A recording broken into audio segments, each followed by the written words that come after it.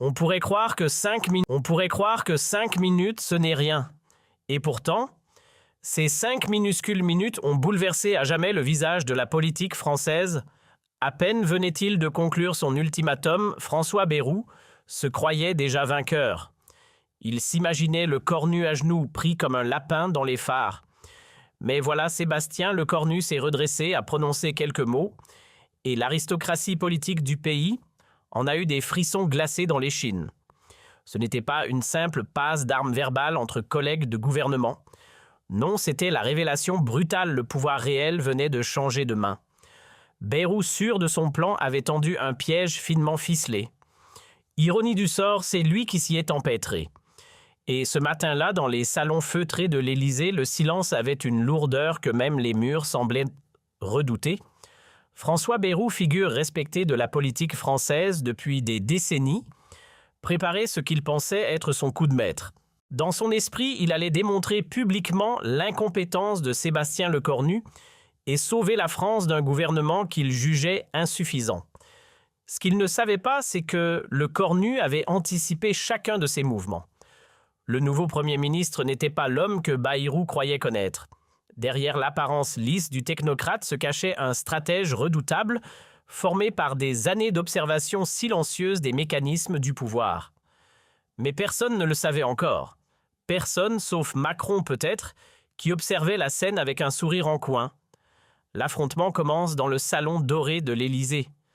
Bayrou entre avec sa prestance habituelle, cette autorité naturelle que lui confère 40 ans de politique française. Il salue Lecornu d'un hochement de tête condescendant, persuadé de sa supériorité.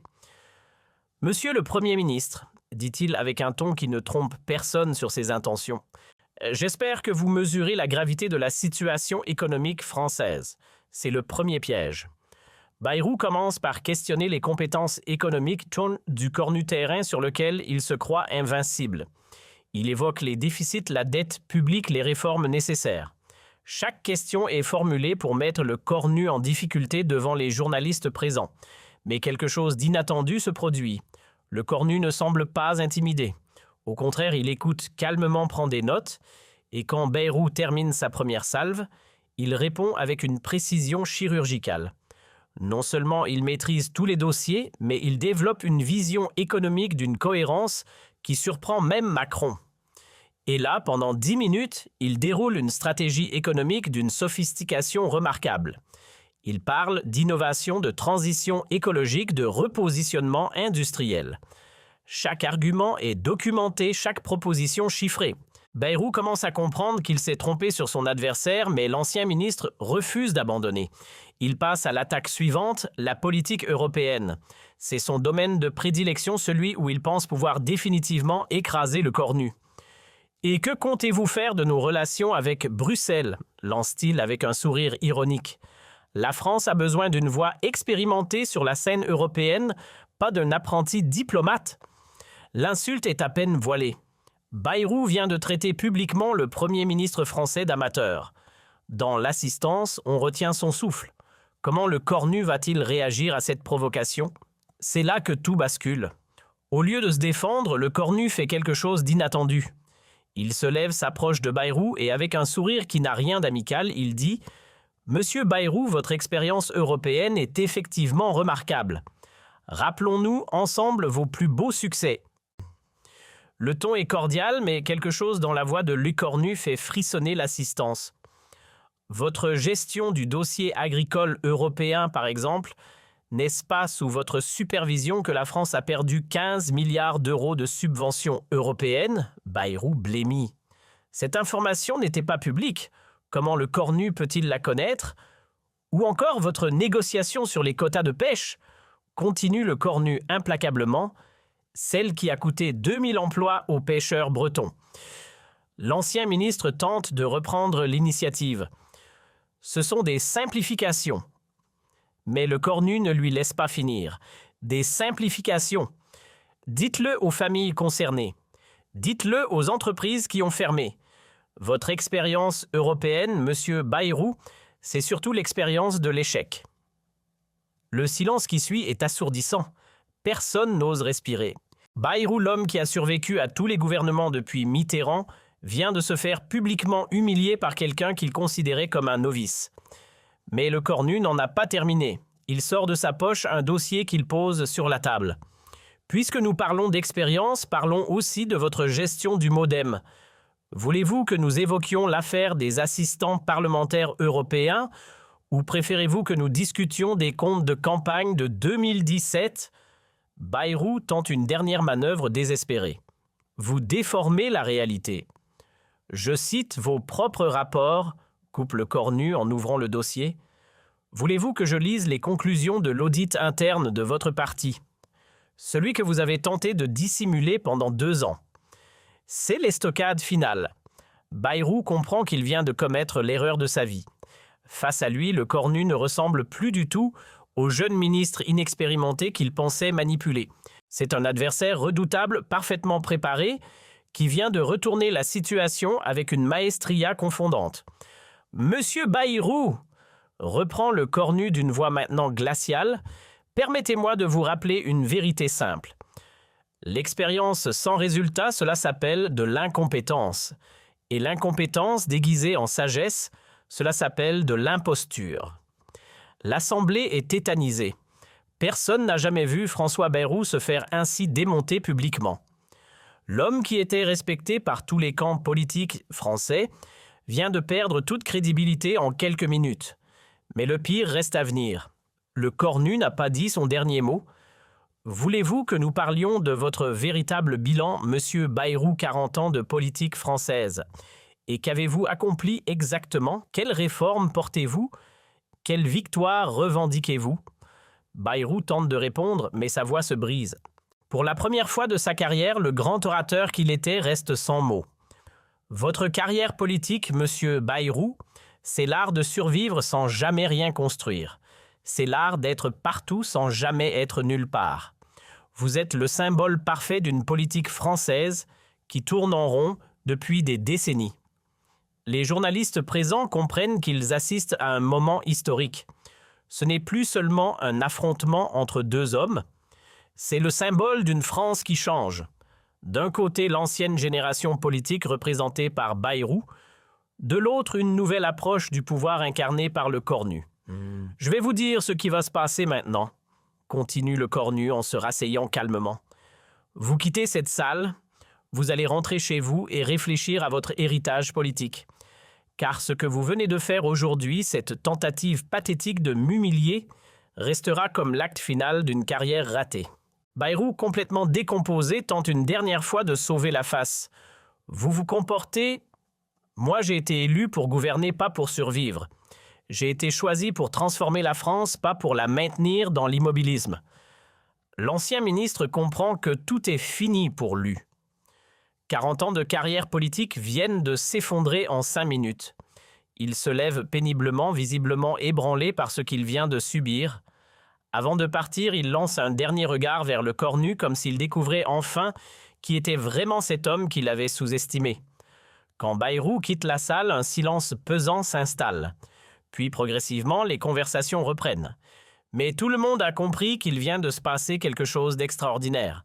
Sébastien Lecornu, en l'espace de quelques minutes, vient de démontrer qu'il n'est pas l'homme que ses adversaires croyaient. Il a révélé une personnalité politique d'une toute autre dimension, capable de retourner n'importe quelle situation à son avantage. Macron, qui a assisté à toute la scène sans mot dire, s'approche de son Premier ministre. « Impressionnant, dit-il simplement.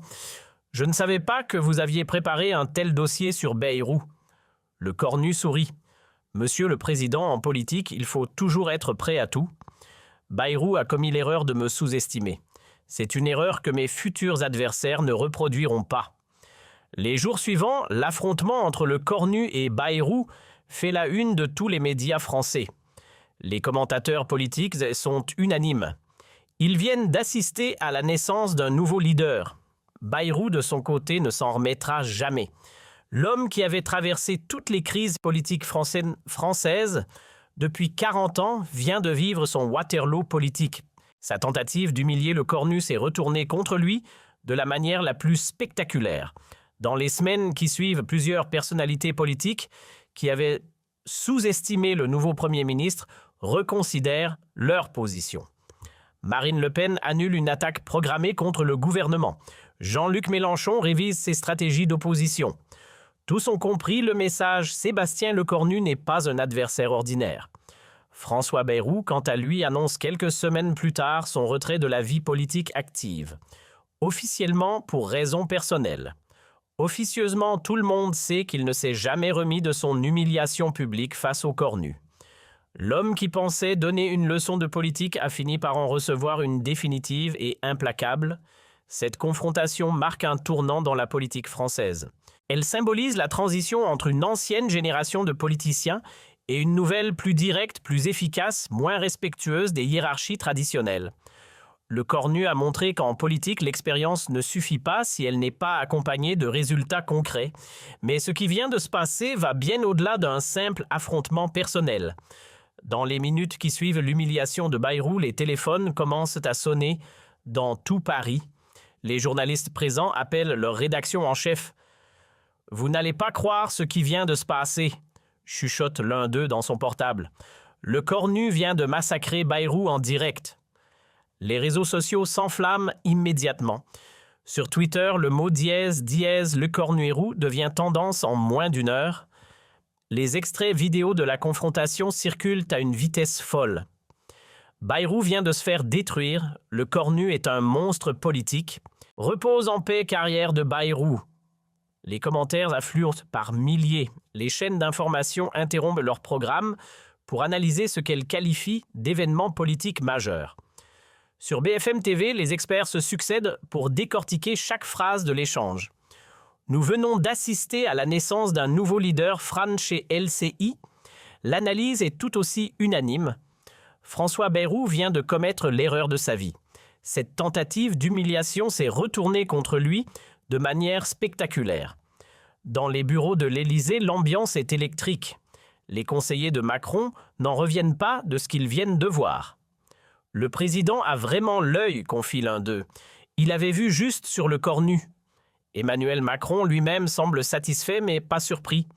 En privé, il confiera plus tard « J'ai toujours su que Sébastien avait cette force en lui. Bayrou a juste eu la malchance de la révéler au grand jour. » Pendant ce temps, dans les couloirs de l'Assemblée nationale, c'est la stupéfaction générale.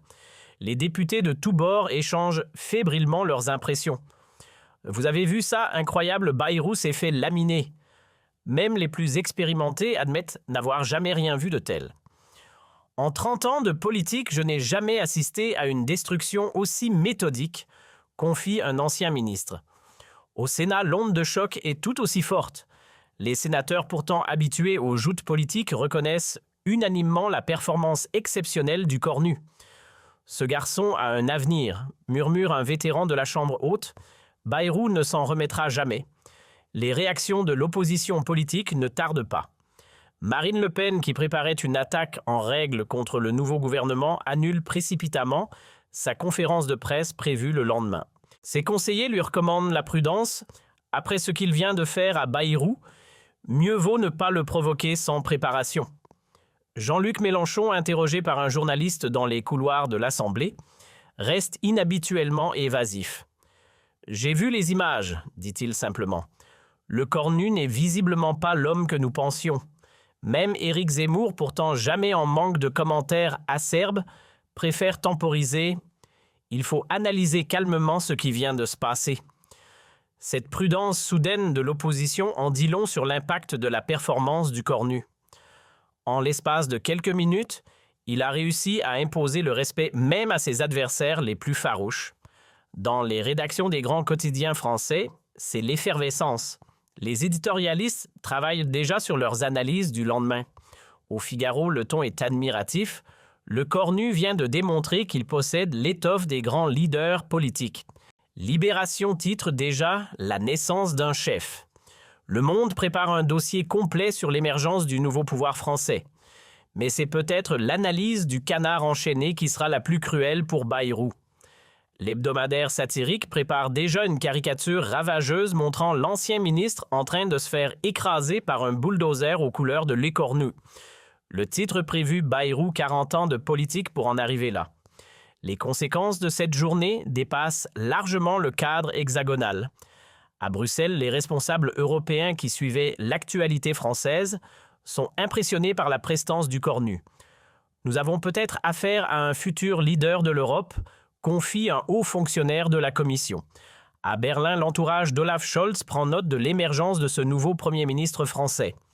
Il faudra compter avec lui dans les négociations futures, analyse un conseiller du chancelier allemand. Washington aussi suit l'affaire de près.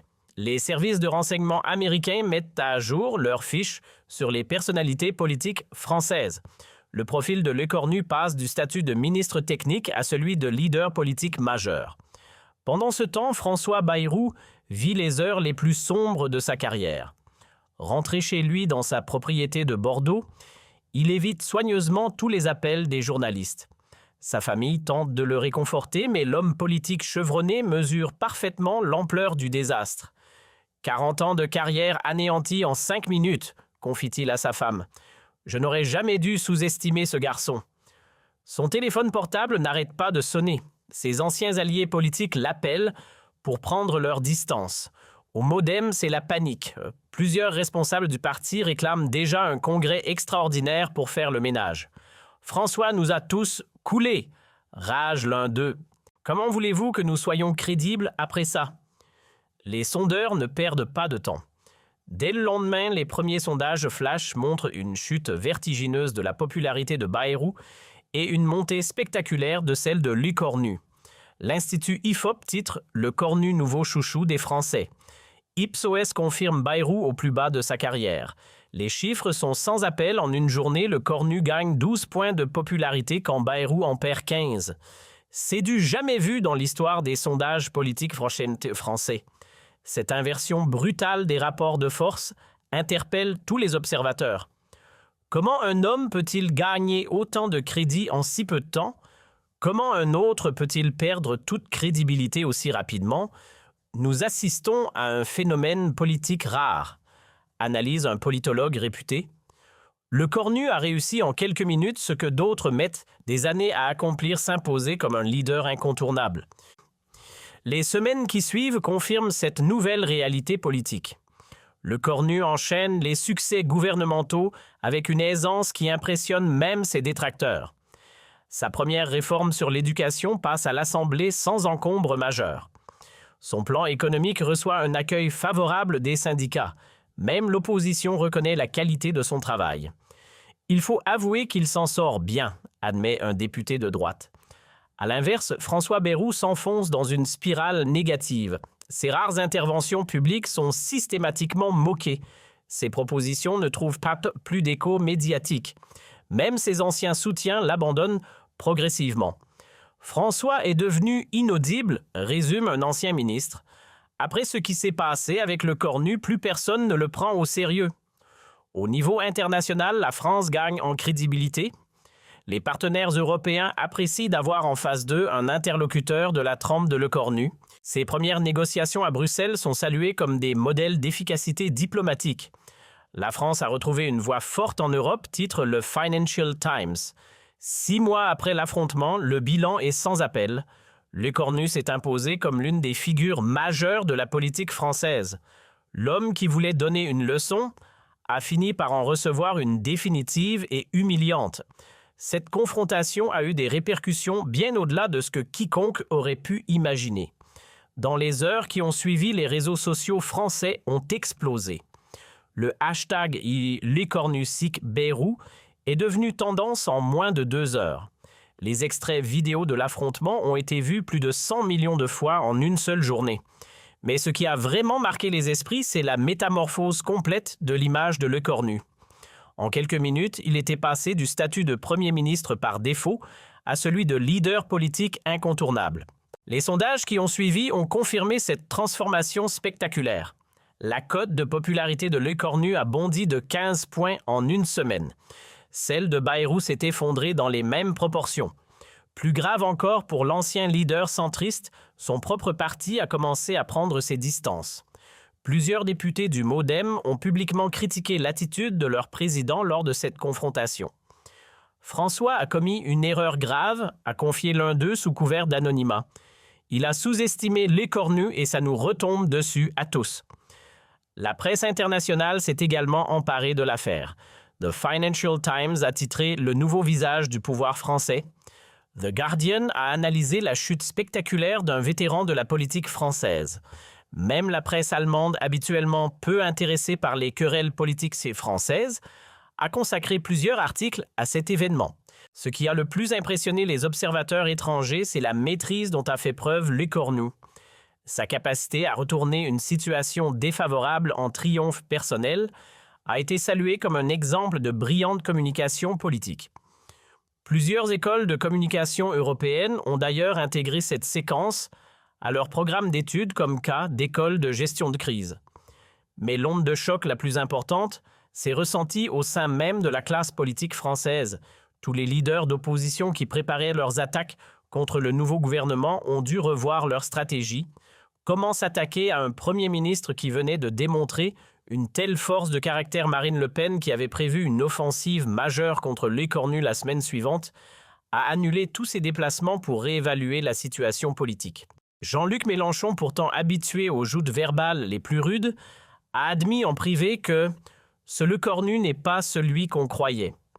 Même Éric Zemmour, qui ne rate jamais une occasion de critiquer le gouvernement, s'est montré étonnamment silencieux dans les jours qui ont suivi l'affrontement. Les conséquences pour François Bayrou ont été encore plus dramatiques que prévu. Non seulement sa crédibilité politique était anéantie, mais sa situation personnelle devenait intenable. Les médias qu'il avait toujours traités avec respect malgré ses échecs ont commencé à revisiter toute sa carrière sous un angle critique. L'hebdomadaire Le Point a publié un dossier intitulé « Bayrou 40 ans pour rien ». Libération a titré « La fin d'une époque ». Le Figaro, pourtant proche de ses positions, a évoqué une « sortie sans gloire », mais c'est peut-être l'analyse de l'Aube qui a été la plus cruelle. François Bayrou, ou l'art de confondre longévité et légitimité. Dans son entourage proche, c'est la consternation. Sa femme Élisabeth, qui l'avait toujours soutenu dans ses combats politiques, lui conseille désormais de tourner la page. Ses enfants, longtemps fiers de leur père, commencent à subir les moqueries de leurs collègues. « Papa a mal calculé son coup », confie sa fille à une amie. Il pensait impressionner Lecornu, mais c'est lui qui s'est fait ridiculiser. Les répercussions financières ne tardent pas non plus. Plusieurs entreprises qui employaient Bayrou comme consultant annulent leur contrat. Les maisons d'édition qui lui proposaient d'écrire ses mémoires se rétractent. Même les chaînes de télévision qui l'invitaient régulièrement comme expert politique espacent leurs sollicitations. François n'est plus bankable, explique cyniquement un producteur. Au Modem, c'est la guerre ouverte. Plusieurs cadres du parti réclament la démission de Bayrou. Il nous a tous coulés avec ses manières de vieux notable, s'insurge un député. Comment voulez-vous que l'on soit pris au sérieux après ça? Une motion de défiance commence même à circuler dans les instances dirigeantes du parti. Pour la première fois de sa vie politique, François Bayrou se retrouve isolé dans sa propre formation. Pendant ce temps, Sébastien Lecornu savoure son triomphe avec une élégance remarquable. Il refuse toutes les interviews proposées sur le sujet, se contentant de déclarer « Je préfère me concentrer sur mon travail de Premier ministre plutôt que sur les polémiques ». Cette attitude renforce encore son image de dirigeant responsable uniquement préoccupé par l'intérêt général. Emmanuel Macron, de son côté, ne cache pas sa satisfaction. En privé, il confie à ses proches « J'ai toujours su que Sébastien avait l'étoffe d'un leader.